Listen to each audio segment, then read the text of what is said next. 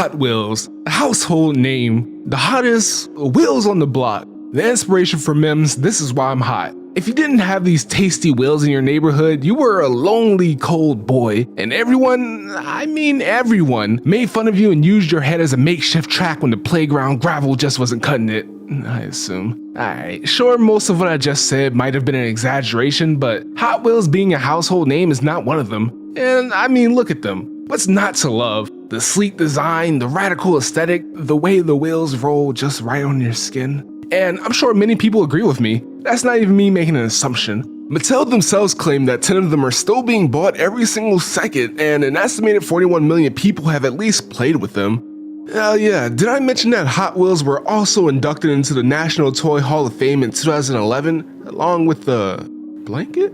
Yeah, that's weird. Why did it take so long? But I'm getting ahead of myself. Clearly you don't get these sales numbers by pure luck.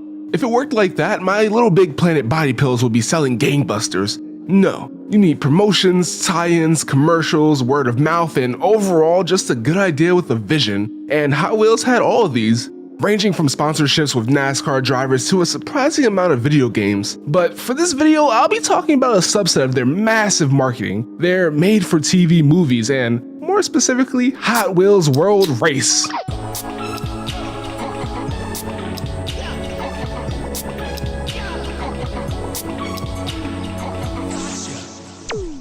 And if you thought the setup to get here was long-winded, you'll breathe a sigh of relief when you see the movie. True to his namesake, you'll blaze to the finish, and instead of a prize at the finish line, you're left with a desire to get your hour and a half back with a crippling need to buy some Hot Wheels. And that makes sense. You see, the movie is only a little more than a glorified commercial. You can see that in every aspect of it, from the details on the cars to even the name of the goddamn highway they race on. In fact, the TV show this movie was loosely based on received complaints from the FCC for being a 30-minute commercial, though that could have just been the competitors being booty blasted that Hot Wheels was doing the Charleston on their basically lifeless corpses. Too far? Well, don't worry, Mattel showed them who the real boss of the gym was by buying the competition out. Besides, how can this be any more than good old wholesome entertainment? When you first start the movie, the first thing you might notice is that the animation is low-grade CG. Now, if you were born more than 10 to 15 years ago, you might instantly recognize the style of animation, and why wouldn't you? A plethora of forgotten cartoons from days long gone use CG, which obviously did not stand the test of time. To be fair though, it was already heading down under when it came out, looking at you butt ugly Martians. Despite this, there is a legitimate reason why CG was used. It was cheap.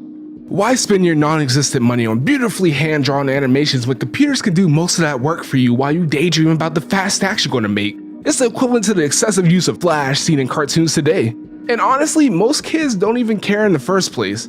I know personally, as long as I had some cartoons on the screen, I was going to like it, even butt ugly Martians. Whatever was giving me that cartoon kick going straight to my jugular was fine by me, and most kids were like me. You can just check the YouTube comments on the movie and see for yourself. Now that we got some more long-winded setups out of the way, let's actually get into the movie.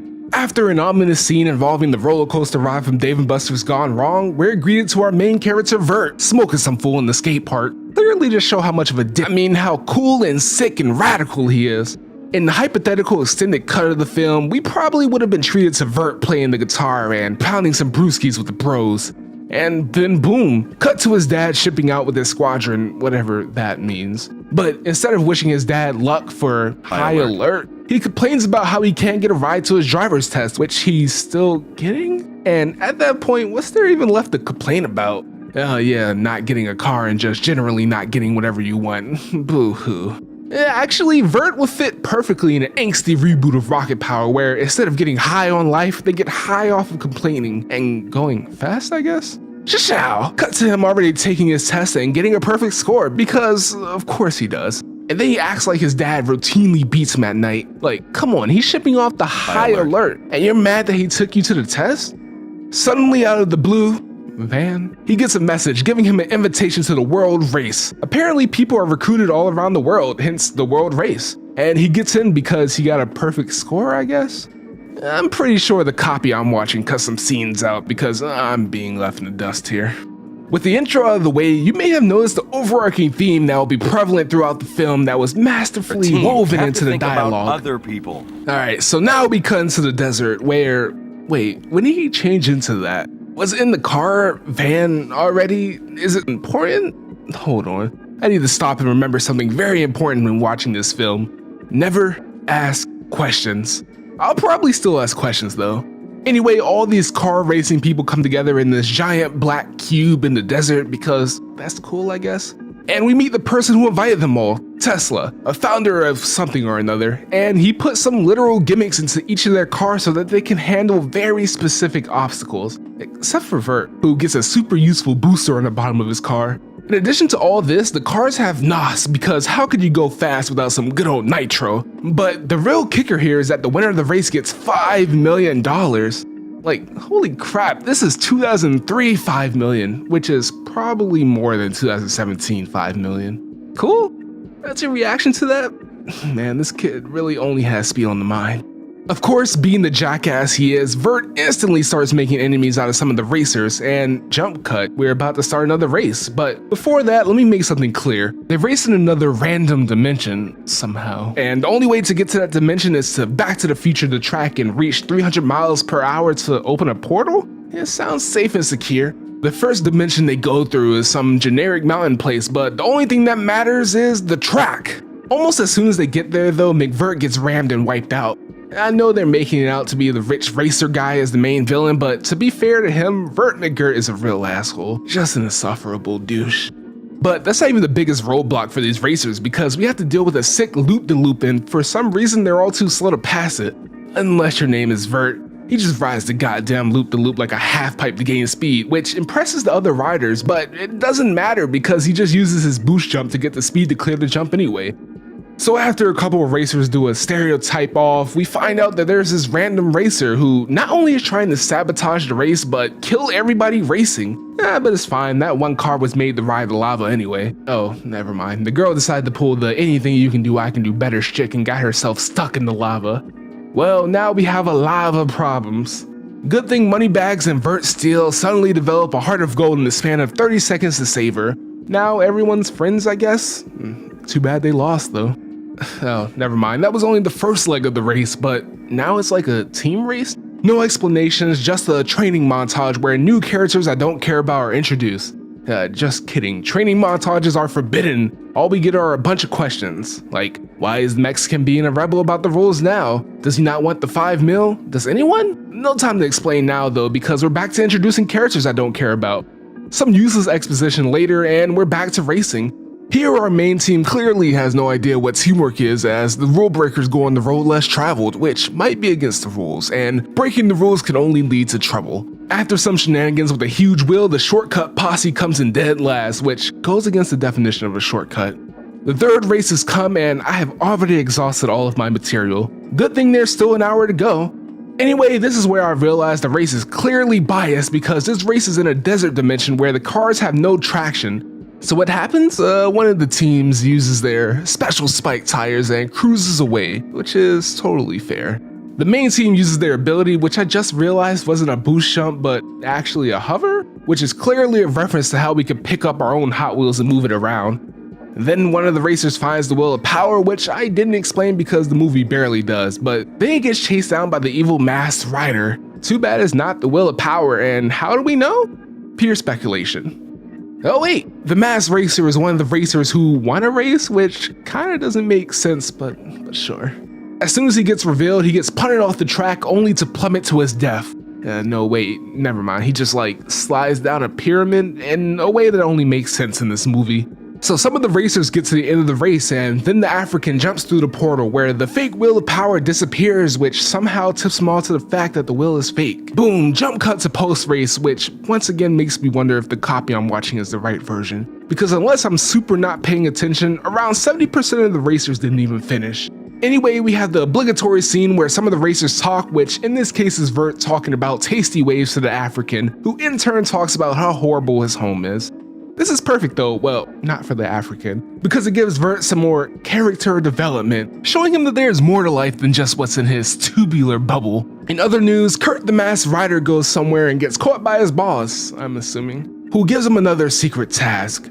Oh, and I didn't talk about this earlier, but for some reason, the African starts hallucinating his village elder because he might be on shrooms. I mean, because he might need spiritual guidance. On to the next race, and Kurt is doing some more spying, only this time he's joined by some faceless schmucks to help him out since he clearly can't do his mission by himself. I don't need their help to win. Yeah, you do. Did you already forget? Wait, so their plan was to just barge in front and try to finish first? Alright, sure, good plan, but that's just racing at that point, and that's perfectly fine. Well, I guess they also had the benefit of sabotaging the others without feeling bad about it. Also, I guess it's the straw that makes everyone, and I mean everyone, want to work together. So, does that mean they all get the money? Who knows? But more importantly, Marky the Rascal is in front, which is a good thing since being the brother of Kurt Wilder means Kurt will probably not try to sabotage him. Probably. Turns out seeing your brother almost die is enough to make a person have a change of heart. Now he just needs to get past these spider people, which turns out to be really easy. Despite this change of heart though, we get a classic sibling battle, which I wish was one of the times the creator decided to use one of their famous jump cuts. Scratch that. It's now time for a Vert versus Kurt match, a Vert-Kurt race if you will. And you know, it might be a weird time to mention it, but they reference Vert being a surf rat all the time, but we never really see him in the vicinity of a surfboard. I guess his car looks kinda surfing themed? Where was I? Oh yeah. Now Vert is just cruising to what I hope is the finish line, and he sees what I think is the true will of power at the back of a PS1 era city. Somehow the PS2 game looks better than this. But at the end of it all, he goes vertical, which had to be the only reason they named him that. And using his insane vert, he grabs the will of power and makes it back to finish the race. Off screen, of course. Woohoo! Our boy Vert is the winner. It must feel great to be a part of the Wave Racer team and not be named Vert. They did literally nothing, and for their efforts they get rewarded with a lot of money. Well, I guess Marky almost dying kind of helped. But anyway, in what world, nay universe, does this surf rat think it's a good idea to spend $5 million on his ugly ass car? The only reasoning I can think of is that it makes the kids want to buy the actual Hot Wheels version of their car since it's so valuable in the movie. I'm just glad he gets the car for free though, because he has no concept of smart financial spending. And that applies for everyone else. The first thing any of them want to do after this high-octane death-defying racing is do some more high-octane death-defying races, which I guess is more of a lack of self-preservation or maybe some kind of addiction fueled by pure adrenaline. I really wanted this to be over, but there's still like 15 minutes left, which is crazy because that really felt like the end. But nope, it turns out the evil organization is done with all that covert sabotage garbage, and instead they're just gonna burst on in and take the will of power. Before they can do anything though, it turns out the will of power has too much power. Duh. I mean, it even killed the little robot helper, who I feel only interacted with the characters for like a total of 2 minutes.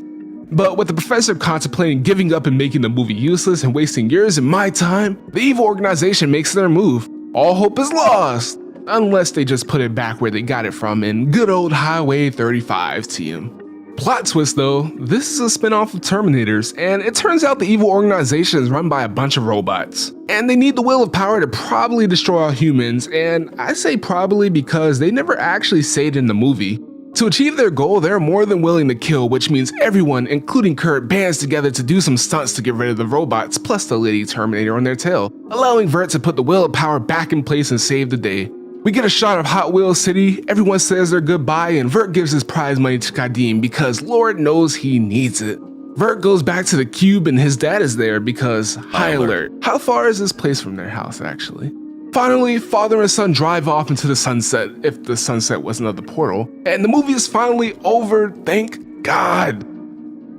This is not a great movie. Dare I say it isn't even good. Somehow an hour-and-a-half movie managed to feel like a 4-hour mess. The story barely made any sense, and I know for a fact that there are an ungodly amount of plot holes, but I'm not getting into all of that. The whole robot stuff was just weird, and I have no clue who they are or what they're about. A lot of the races boil down to cheesy dialogues, collisions, and slow-mo stunts, which kinda makes sense when the main purpose of this movie is to sell more Hot Wheels. Mattel knows what they're doing, and who knows, this probably did pretty well since all they care about is selling more Hot Wheels. And that has to be the case because why else would there be 4 sequels? And in the end, isn't that what life is about? Making money. And speaking of money, be sure to like, subscribe, and comment down below your thoughts on this movie. We'll see you in the fast lane, but before that, have a good day.